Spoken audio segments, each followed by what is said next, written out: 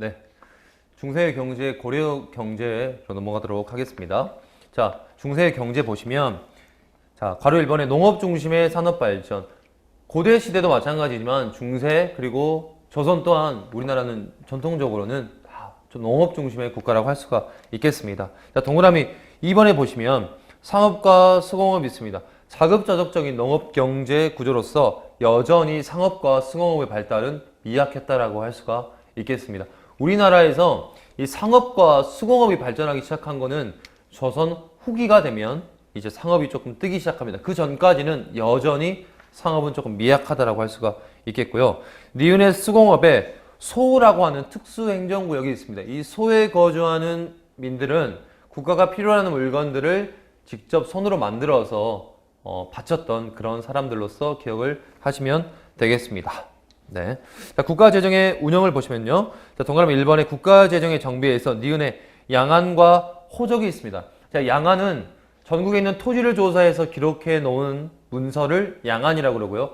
호적이라고 하는 것은 인구를 조사해서 기록해 놓은 호구 장부를 호적이라고 합니다. 이것을 조금 구분을 해야 되는데, 아까 통일신라 시대 때 전국에 있는 토지와 그리고 인구를 조사하고 심지어 소나 말의 수까지 기록해 놓았던 그 문서를 뭐라 그랬죠? 네, 그 문서를 민정문서라고 했습니다.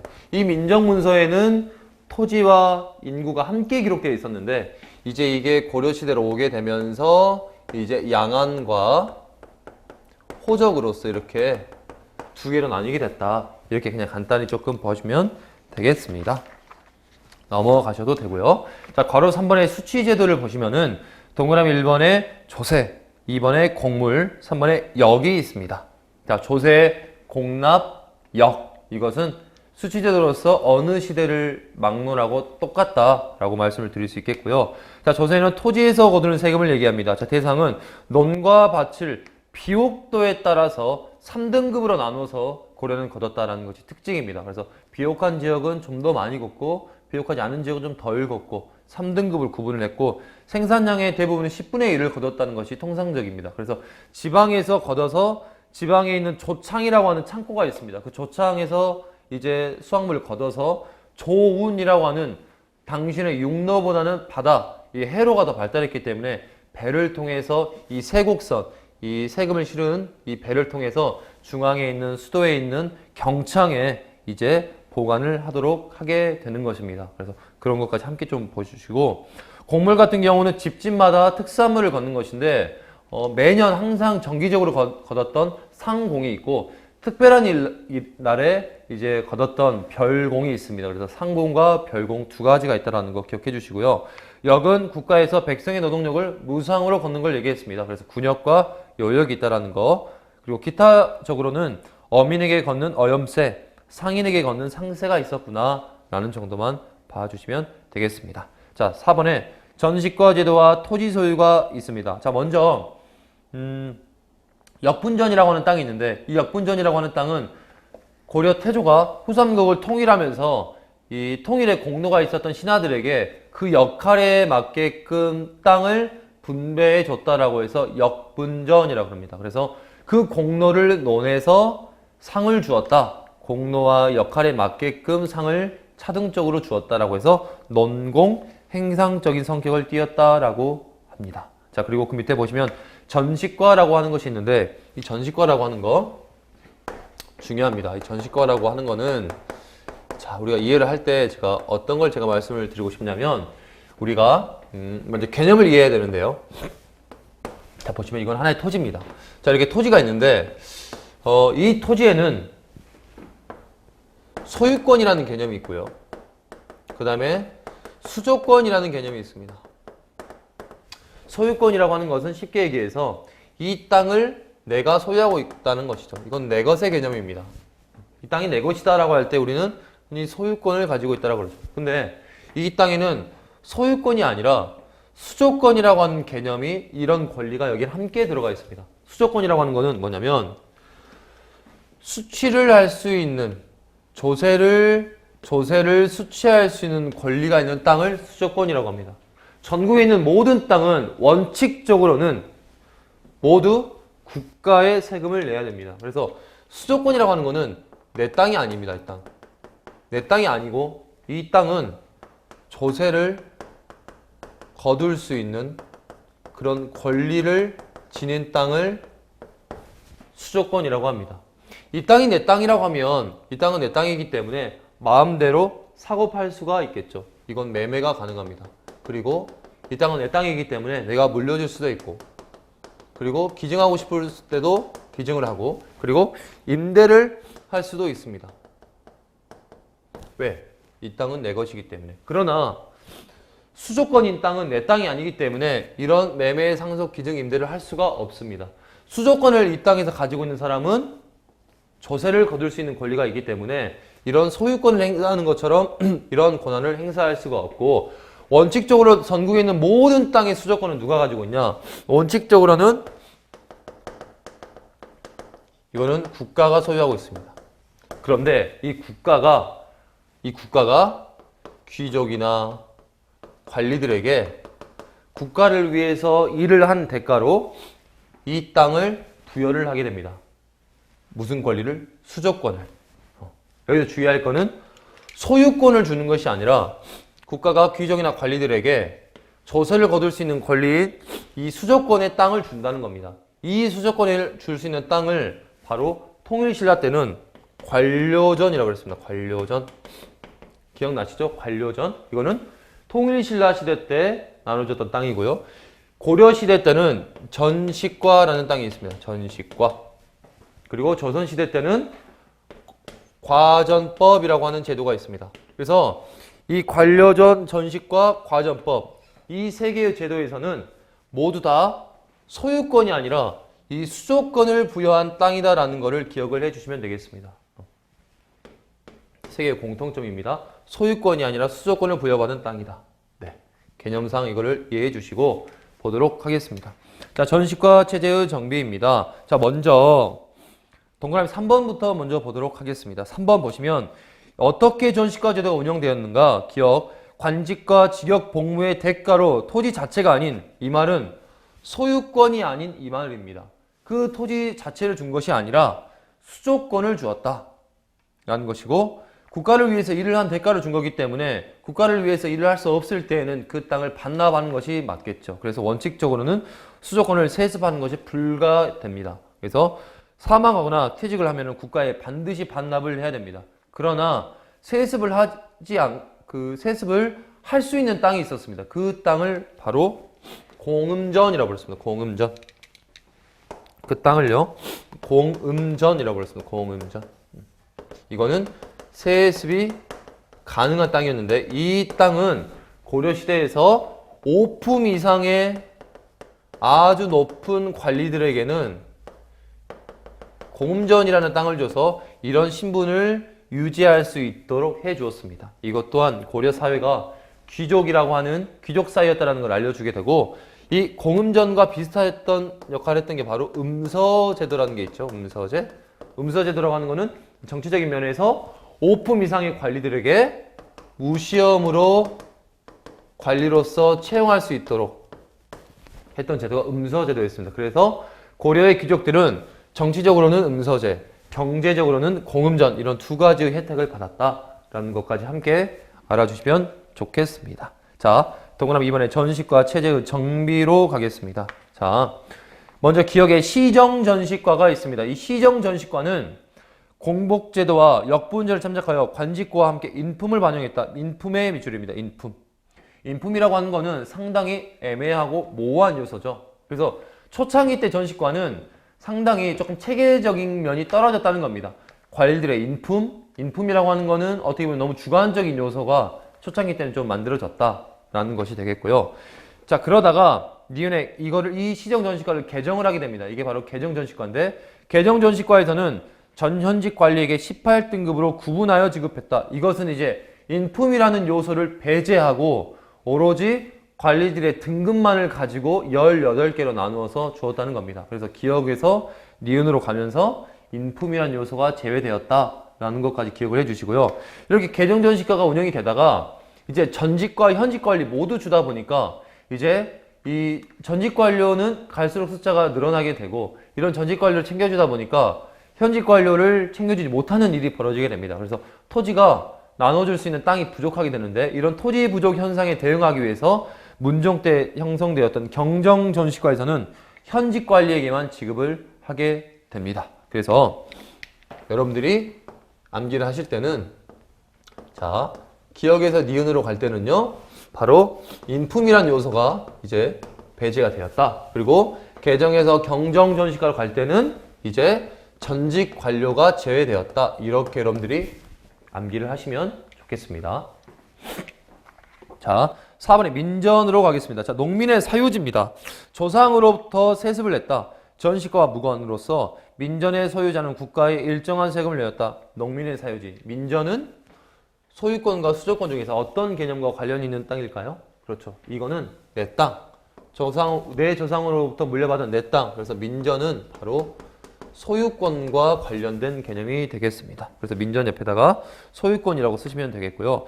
밑에 5번에 토지의 종류로는 공음전, 한인전, 군인전, 구분전, 기타적으로 내장전, 공예전, 사원전이 있습니다. 그래서 이런 것들은 여러분들 쭉 그냥 한번 읽어보시면 되고요.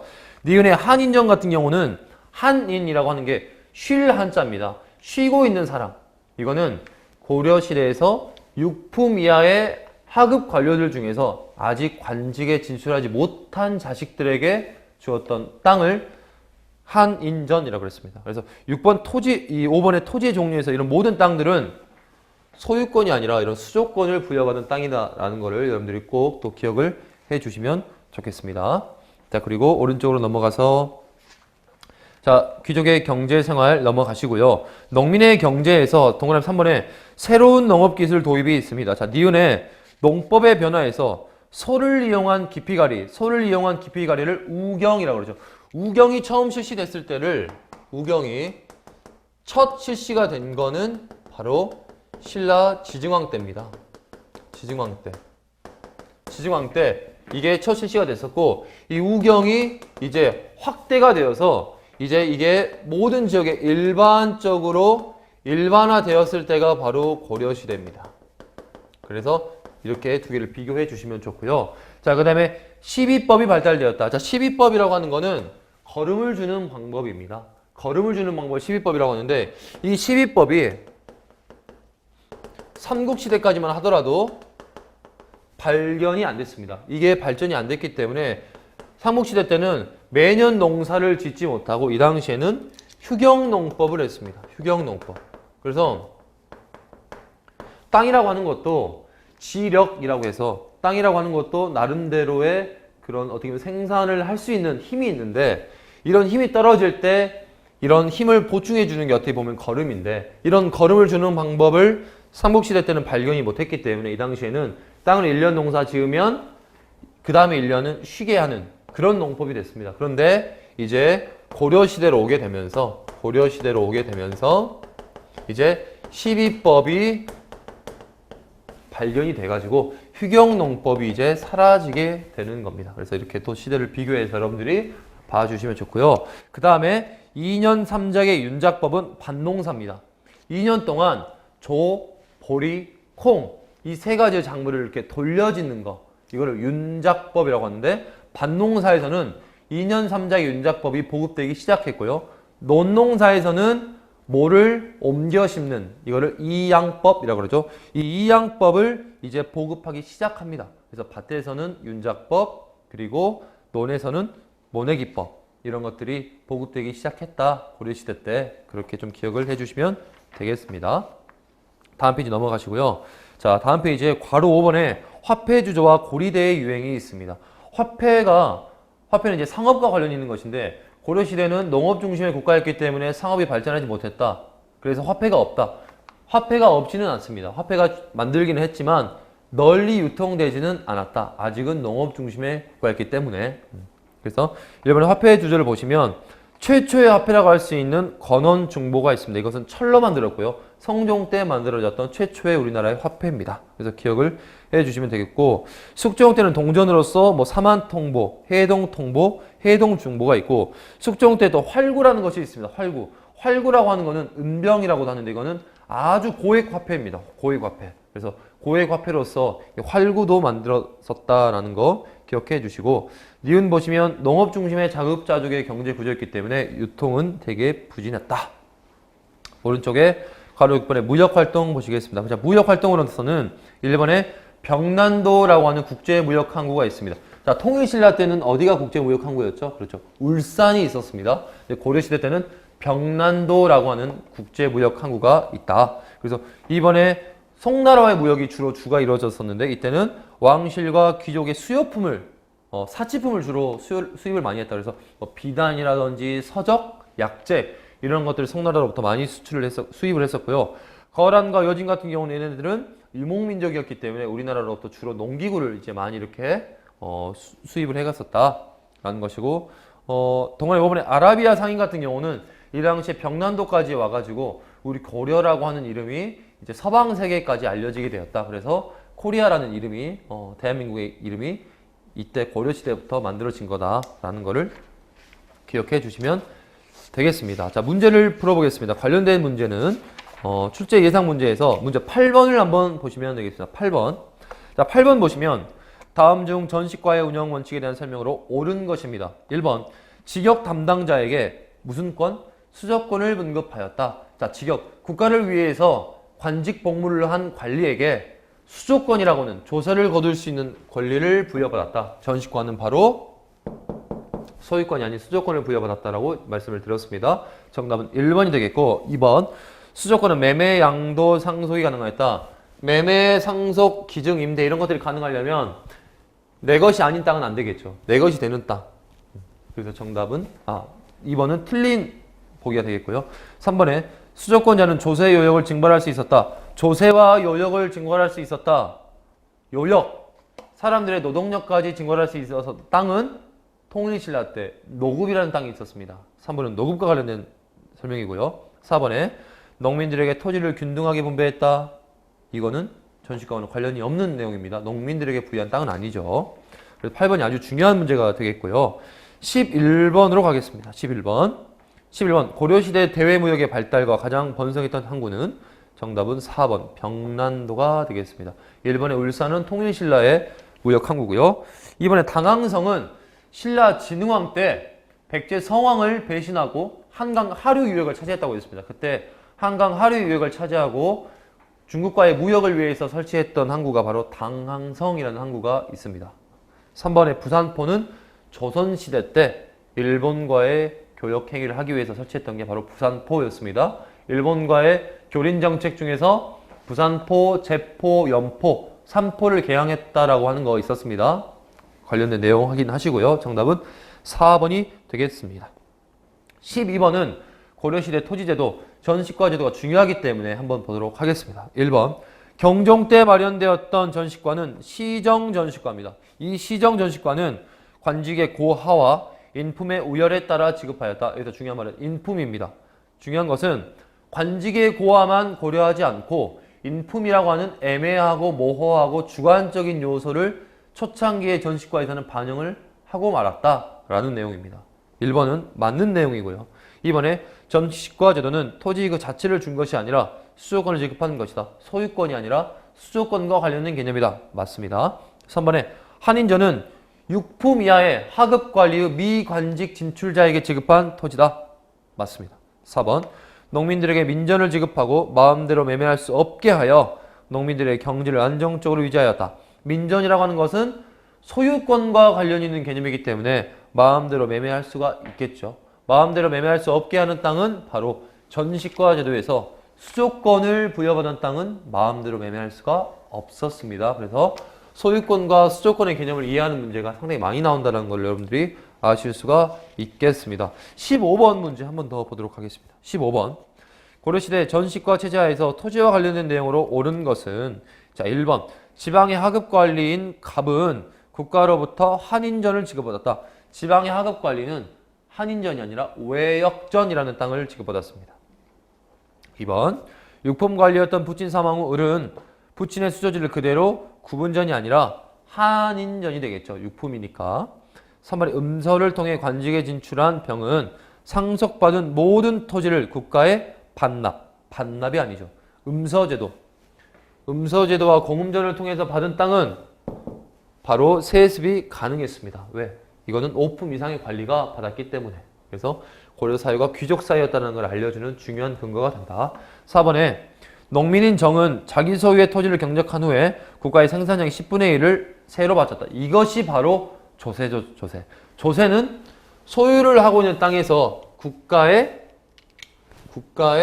10분의 1을 조세로서 바치는 겁니다. 이 조세를 바치는 건데 원칙적인 모든 땅에서 나오는 거는 국가가 이 조세를 받을 수 있는데 귀족이나 관리들에게 이런 제도로서 나누어 주었다라는 것까지 아시면 아주 좋겠습니다. 자, 17번 한번 보겠습니다. 17번. 다음 중 고려시대 국가진흥 운영에 관한 설명으로 옳지 않은 것은 1번 정확한 수치를 위하여 양안과 호적을 작성하였다. 양안은 토지 대장이고요. 호적은 호구장부가 되겠습니다. 맞고요. 2번에 왕실 및 관리들에게 조세를 수취할 수 있는 권한인 수조권을 부여했다. 맞습니다. 3번 재정은 녹봉과 일반 비용, 국방비, 왕실 경비 등으로 지출되었고요. 4번에 국가 재정에 필요한 수입은 오로지 중앙정부에서만 거둘 수 있었다. 우리 한국 사회에서 오로지 뭐뭐만 이런 것들은 상당히 좀 주의해야 되고 유심히 봐야 됩니다. 그래서 이때 중앙정부에서만 거둘 수 있었던 게 아니라 만약에 경비가 부족하면 중앙정부뿐만 아니라 각 관청에서도 자체적으로 조사해서 썼다라는 것까지 조금 알아주시면 좋겠습니다. 20번 문제 보시면 자, 고려시대에 주조된 화폐가 아닌 것은 고려시대에도 화폐가 주조되었다고 말씀드렸습니다. 근데 이제 화폐는 주조되었으나 널리 유통은 안 되었다고 그랬죠. 그래서 이번에 건원중보, 성종 때 만들어졌던 건원중보가 이제 최초의 철전으로서 만들어졌던 화폐라고 말씀드렸고요. 3번에 해동중보, 사만통보는 4번에 사만통보는 숙종 때 만들어졌던 화폐입니다. 정답은 1번. 상평통보는 조선 후기 때 만들어졌던 화폐입니다. 상평통보 정답은 1번이 되겠고요. 자, 다시 앞으로 와서 이제 조선의 경제로 들어가 보도록 하겠습니다. 자, 조선의 경제. 자, 근세의 경제입니다. 자, 경제정책으로서는 역시나 농업이 근본이 되는 농본주의 경제정책을 펼쳤습니다. 그래서 동그라미 2번에 중농정책을 펼쳤고요. 3번에 보시면 상공업 정책으로서 니은의 유교적인 직업관에서는 유교적 상농공상이 아니라 사농공상입니다. 사농공상. 그래서 성리학을 공부한 선비가 가장 우선이 되고 농업, 승공업. 그래서 상업은 가장 말업이라고 해서 국가에서 가장 천시했던 업이 바로 상업이 되겠습니다. 그래서 상공업자를 대단히 천시했다라는 것이고 다음 장 넘어가시면 유교적인 경제에 관해서는 사치와 낭비를 조장할 수 있는 이런 상업에 대해서 상당히 비판적인 입장을 취했고요. 농민이 정직하게 땀 흘려서 농사지어서 그것으로 국가에 세금도 내고 가족들이 먹고 살 수 있는 그런 농업을 가장 중시 여겼다라는 거 기억을 해 주시면 되겠습니다. 자, 그 밑에 자, 과전법의 시행과 변화는 자, 과전법은 바로 전식과와 마찬가지로 수조권을 부여했던 조선의 토지제도를 과전법이라고 합니다. 이 과전법의 운영과 이 변천 과정에 대해서 조금 살펴보도록 하겠습니다. 이 과전법은 자, 일단 과전법 같은 경우는 일단 전국에 있는 토지를 대상으로 했던 전시가와는 다르게 경기 지역에 있는 땅으로 축소를 하였습니다. 경기 지역에 있는 땅. 그래서 이 수도 근처에 있는 이 왕을 가까이에서 보필하는 그런 신하들에게만 부여한다라고 하는 그런 이념을 가지고 경기 지역을 대상으로 해서 관리들에게 수조권을 부여했고요. 이 과전법에서는 전직 관리와 현직 관리 모두에게 지급을 하였습니다. 그래서 이때 이제 어떻게 보면 세습이 이제 불가능했는데 이거에 대해서 예외적으로 수신전과 휴량전이라고 하는 세습이 가능했던 땅이 있었습니다. 이 땅은 관리가 이제 죽고 나면 재가 하지 않고 다시 결혼을 하지 않고 있었던 그 부인에게 그리고 그 자식들에게 주었던 땅을 수신전과 휴량전이라고 했습니다. 그래서 원칙적으로는 세습이 불가능하지만 수신전과 휴량전이라는 명목으로 이제 세습이 계속 가능하게 됐습니다. 그래서 땅은 제한이 되어 있는데 이런 식으로 세습이 가능하다 보니까 어떤 일이 발생이 되냐? 바로 토지가 부족한 현상이 벌어지게 됩니다. 토지가 부족한 현상이 벌어지게 되고, 이에 따라서 이제 법이 바로 과전법에서 직전법으로 바뀌게 됩니다. 이 직전법을 시행했던 왕이 바로 세조가 되겠습니다. 이 세조 때 직전법이 시행되면서 이제 이 전직 관료를 제외하고 현직 관료에게 이제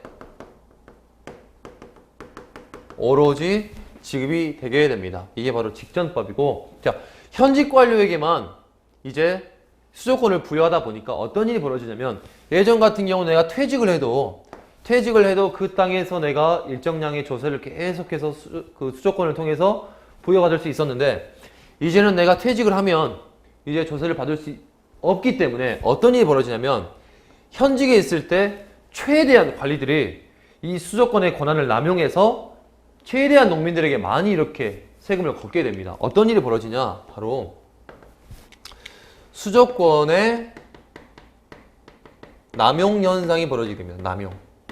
남용이라고 하는 거는 정해진 이상의 권한을 함부로 이제 사용하게 돼가지고 조세를 현직에 있을 때 많이 어떻게 보면 뜯어먹는 겁니다. 그래서 이것에 대해서 이제 국가가 조치를 취한 게 바로 관수관급제라는 게 있습니다. 이 관수관급제는 성종 때 시행됐던 건데, 이 성종 때는 이제 국가가 거두는 겁니다. 국가가 거두어서 국가가 관리에게 지급을 하는 겁니다. 그러니까 수조권을 국가가 관리한테 잠시 이렇게 압수를 하는 거예요. 그래서 국가가 거둬서 국가가 지급하는 걸 관수관급제라고 그러고, 이제 이러면서 사실상 수조권이라고 하는 개념 자체가 점점 사라지게 되는 겁니다. 그래서 나중에는 이제 마지막으로는 이제 직전법마저 최종적으로 사라지게 되고, 관리들은 국가로부터 이제 녹봉 일정량의 월급만 지급받는 생활로 바뀌게 되는 겁니다. 그래서 이렇게 변화되는 과정을 여러분들이 조금 알아주시면 문제를 풀 때 도움이 아주 많이 되겠습니다. 자, 그렇게 보시면 되고요. 자, 그렇게 해서 과전법의 시행과 변화가 끝났습니다. 밑에 괄호 3번의 수치체제의 확립을 보겠습니다. 수치체제는 앞선 고대시대나 중세시대 마찬가지로 항상 세 가지가 있다고 말씀을 드렸습니다. 조세와 공납과 여기 있습니다. 자, 조세는 먼저 기억에 과전법 상에서는 수확량의 10분의 1을 징수했는데, 거기 풍흉에 따라 납부액 조정, 이게 잘못된, 지금 교재가 좀 잘못됐는데, 풍흉에 따라가 아니라 풍흉에 따르지 않고 거둔 것이 바로 과전법 아래에서 수치제도의 특징이었습니다. 풍흉에 따라서 걷지 않기 때문에 흉년이 될 때는 상당히 10분의 1이 부담이 많이 됐습니다. 그래서 이런 부담을 없애고자 이제 전분육등법과 연분구등법을 세종 때 실시하게 됩니다. 전분육등법이라고 하는 것은 비옥도에 따라서 6등급, 그리고 연분구등법은 풍년과 흉년에 따라서 9등급으로 이렇게 차등적으로 걷는 것입니다. 그래서 어떻게 보면은 비옥도와 풍년과 흉년을 고려하지 않았던 과전법 체제 아래에서 이제 비옥도와 풍년과 흉년을 고려하는 좀 더 합리적이고 체계적인 조세 체제로 변화되었다라는 것이 바로 전분육등법과 연분구등법이 되겠습니다. 그래서 1결을 가지고 있으면 최고 20두에서 최하 4두까지 이렇게 차등적으로 징수했던 제도를 이 제도라고 할 수가 있겠습니다. 그래서 조세를 운송하게 되는데, 이것도 마찬가지로 고려시대와 마찬가지로 지방의 조창에서 걷어서 서울의 경창으로 이제 운반을 하게 되는데, 익류지역이라는 곳이 있습니다. 익류지역이라고 하는 것은 세금을 걷긴 걷지만 중앙에 있는 이 수도인 한양으로 옮겨가지 않고 그 자체에서 걷어서 썼다는 건데, 이 평안도와 함경도가 있습니다. 이 평안도 같은 경우는 명나라의 사신들이 많이 왔다 갔다 했기 때문에 이 사신들을 접대할 수 있는 비용으로 썼고요. 이곳 같은 경우는 이 위쪽에 여진족과 충돌이 상당히 많았기 때문에 군사비로서 썼던 곳이 이 바로 함경도 지역이었습니다. 그래서 이 두 곳은 익류 지역이었다. 자, 공납 같은 경우는 토산물을 조사하는 것이라고, 토산물을 조사해서 토산물을 걷는 것을 공납이라고 그랬고, 집집마다 부과했다는 것이 특징입니다. 역은 군역과 요역이 있습니다. 역은 일정 기간 실제로 군역의 의무를 졌던 정군이 있고 군역의 의무를 지지 않고 이 군역의 의무를 지는 사람들의 비용을 대신 내줬던 보인이라고 있습니다. 양반들은 양반이라는 신분층이었기 때문에 군역을 면제받았습니다. 자, 그리고 요역은 있습니다. 요역은 이제 가오를 기준으로 정남의 수를 고려해서 뽑았고 성과 왕릉 이런 저수지 같은 공사 현장에 동원이 되었다라고 아시면 되겠습니다.